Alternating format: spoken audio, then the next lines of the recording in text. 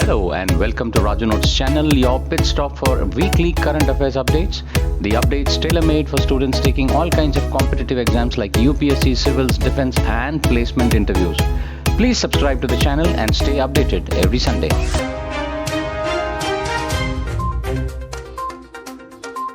A QR code has been made mandatory for 300 widely used drug brands produced from August 1st, 2023 in India. Scanning the QR code will provide vital information such as manufacturing license and batch number to help buyers ensure that the medicines they are buying aren't fake. Medicine brands such as Dolo, Allegra, Astalin, Saridon, Limse, and Calpol will reportedly carry this code. Chandrayaan-3 has departed Earth's orbit after completing its Earth-bound maneuvers and is now heading towards Moon, ISRO said. A successful perigee firing performed at IceTrack, ISRO has injected the spacecraft into the trans-lunar orbit, the space agency said. The spacecraft's lunar orbit insertion is planned for August 5th. ISRO aims to soft land Chandrayaan-3 on lunar surface on August 2023. The United States will hold its first standalone trilateral summit with Japan and South Korea on August 18th. President Joe Biden will host Japan Prime Minister Fumio Kishida and South Korean President Yoon Suk-yeol in Maryland. The summit will advance a shared trilateral vision for addressing global security challenges, promoting a rules-based international order, and bolstering economic prosperity, as per White House. Lok Sabha this week passed the Government of National Capital Territory of Delhi Amendment Bill 2023. The bill seeks to amend the Government of National Capital Territory of Delhi Act 1991.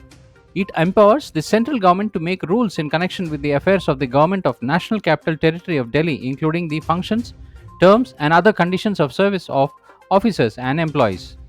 It also has a provision in the Constitution of National Capital Civil Services Authority. The authority consists of Delhi Chief Minister, the Chief Secretary of Delhi, and the Principal Home Secretary of Delhi. The authority will make recommendations to Delhi Lieutenant Governor regarding the transfers and postings of the officials and disciplinary matters. The centre has brought an ordinance in this regard in May this year. Former Pakistan Prime Minister Imran Khan has been arrested after a Pakistani court sentenced him to 3 years in jail in Toshakhana corruption case, local media reported. He has also been disqualified from active politics for 5 years. The former cricketer was found guilty of illegally selling gifts he received from foreign dignitaries during his term as the Prime Minister.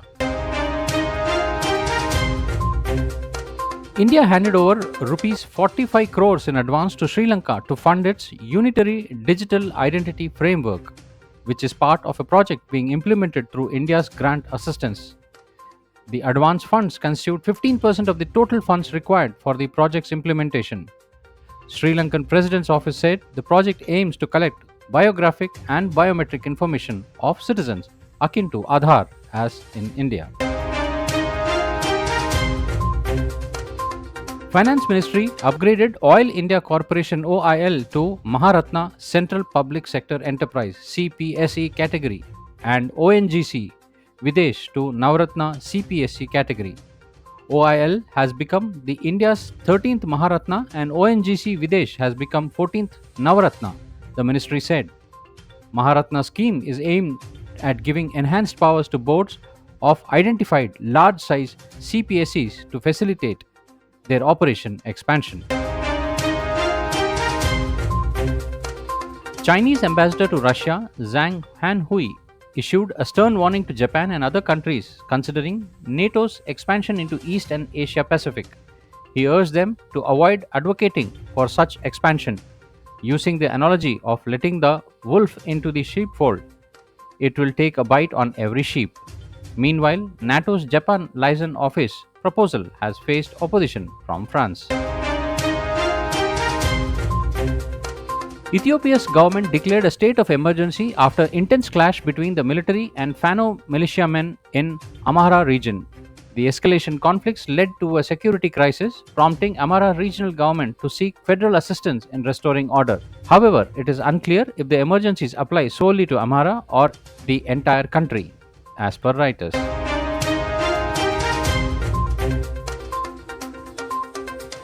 In a remarkable feat, Russian scientists cultivated watermelons in the seemingly inhospitable terrains of Antarctica at Vostok Station in the pole of cold, the coldest spot on the Earth, with the temperatures plunging as low as minus 98.2 degrees centigrade.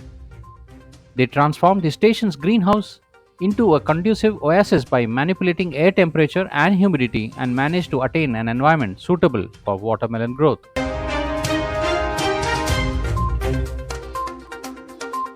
The National Highway Authority of India (NHAI) has launched the Rajmarg Yatra application for the national highway users.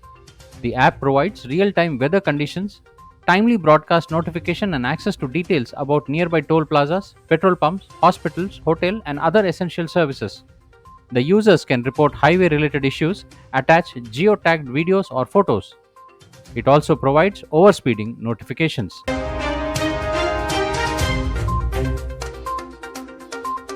Morgan Stanley upgraded India to overweight from equal weight, stating it's now the top ranked most preferred market among emerging markets. An overweight outlook means that Morgan Stanley expects India's economy to perform better in future. With GDP per capita only $2,500 and positive demographic trends, India is arguably at the start of a long wave boom, Morgan Stanley said. The Islamic State ISIS on Thursday announced the death of its leader Abu al-Hussein al-Husseini al-Qureshi. The leader was killed after a direct clashes with jihadist group Tayat Tahir al-Shamam in Iblil province, an ISIS spokesperson said. The terrorist group announced Abi Hafsan al-Hashmi al-Qureshi as its new leader. The National Security Advisor of India, Ajit Doval, arrived in Jeddah on 5th August 2023 to participate in a crucial meeting focused on finding a resolution to the ongoing conflict in Ukraine. The meeting, attended by senior officials from approximately 40 countries, aimed to establish key principles for future peace settlement to end Russia war in Ukraine.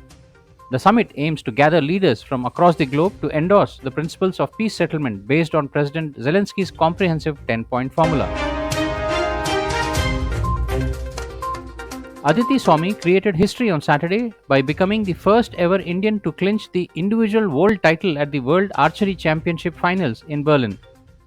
Less than 2 months after clinching the world junior title, 17-year-old Aditi became the senior world champion when she defeated Andreas Berreca of Mexico in 149-147 in the summit clash of the compound women's event. With the win, the Satara teenager becomes first Indian world champion in the individual event at the Senior World Championship. And now for the segment where we see the events that unfolded this week back in history. 30 July 1898, death of Otto von Bismarck.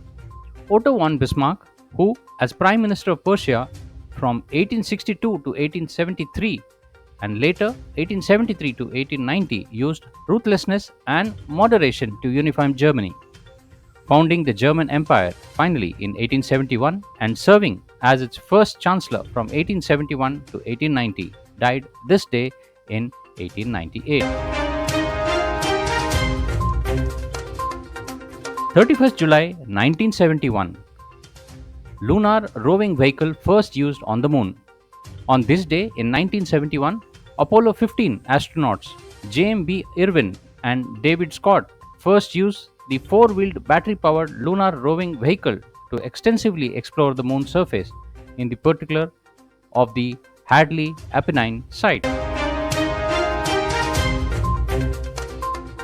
1st August 1589, Henry III of France stabbed by assassin. King Henry III of France was stabbed this day in 1589 by Jacques Clement, a Jacobin Ferrer, and died the next day after acknowledging his Bourbon ally, Henry of Norway, Henry IV, and the Huguenot of his successor. 2nd August 1990, Kuwait invaded. Iraq invaded Kuwait on this day in 1990, and Saddam Hussein's subsequent refusal to withdraw his troops sparked the Persian Gulf War, in which an international force led by United States quickly defeated Iraq. 3rd August 1492. Columbus' first transatlantic voyage begins. Hoping to find a westward route to India, Christopher Columbus on this day in 1492 set sails on his first transatlantic voyage, departing from Palos, Spain, with 3 ships: the Nina, the Pinta, and Santa Maria. 4th August 1704. Gibraltar captured by Britain. During the War of the Spanish Succession, Britain took control of Gibraltar on this day in 1704 after Spain surrendered, and the rock subsequently became a British colony and a symbol of British naval strength. 5th August 1960. Independence Day declared by Upper Volta. Upper Volta, now Burkina Faso, which means land of incorruptible people, a landlocked country in the Western Africa, proclaimed its independence on this day in 1960, ending more than 60 years of French rule.